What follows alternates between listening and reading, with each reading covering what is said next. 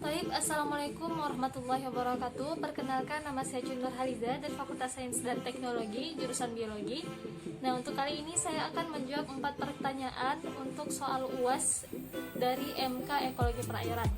Nah, pertanyaan pertama yaitu dari mana saja sumber mikroplastik di perairan dan bagaimana proses masuknya dan apa efeknya terhadap biota laut.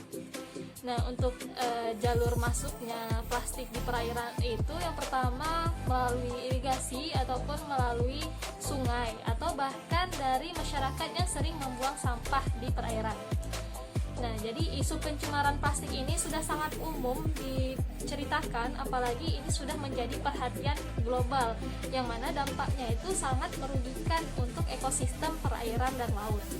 Nah, tercatat produksi plastik di dunia sampai saat ini sudah meningkat sejak tahun 2015, tercatat 322 juta ton. Nah, diperkirakan bahwa jumlah produksi ini akan meningkat 10 kali lipat pada tahun 2050 mendatang. Nah, kita sudah tahu bahwa pecahan plastik besar, contohnya itu seperti botol, bisa mengapung di permukaan laut selama bertahun-tahun bahkan berabad-abad lamanya dan memerlukan waktu yang sangat lama untuk penguraian yang terjadi pada botol tersebut.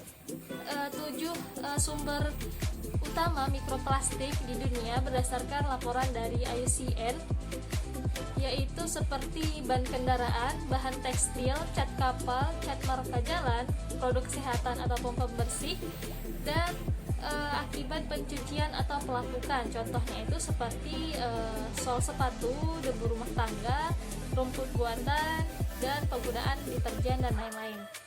Nah, lalu apa dampaknya untuk biota laut? Nah, yang mengkhawatirkan adalah karena ukuran dari mikroplastik ini sangat kecil, jadi mikroplastik ini memungkinkan untuk memasuki tubuh biota laut, ya seperti ikan dan bivalvia. Nah, akibat polutan ini dapat masuk dalam sistem makanan, rantai makanan.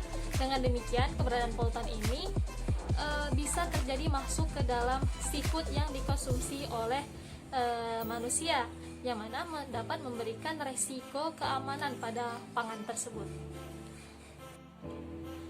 Pertanyaan kedua yaitu, benarkah ikan dapat dijadikan indikator pencemaran perairan? Jawabannya adalah iya. Kenapa? Karena ikan sebagai salah satu biota air yang sering dijadikan sebagai salah satu indikator tingkat pencemaran yang terjadi di dalam perairan. Nah, jika di dalam tubuh ikan telah terkandung kadar logam berat yang tinggi dan melebihi batas normal yang telah ditentukan, dapat menunjukkan tingkat pencemaran yang terjadi di perairan. Pertanyaan ketiga yaitu, di antara banyaknya logam berat, unsur apa yang menurut Anda paling berbahaya bagi biota akuatik? Nah, salah satu bahan pencemar yang dikhawatirkan keberadaannya karena memiliki tingkat toksisitas yang sangat tinggi dalam lingkungan perairan yaitu sulfide, hidrokarbon, dan juga logam berat. Nah, dapat dikatakan bahwa semua logam berat menjadi bahan yang sangat meracuni tubuh makhluk hidup. Nah, sebagai contoh itu ada air raksa, kadium, timbang, dan lain-lainnya.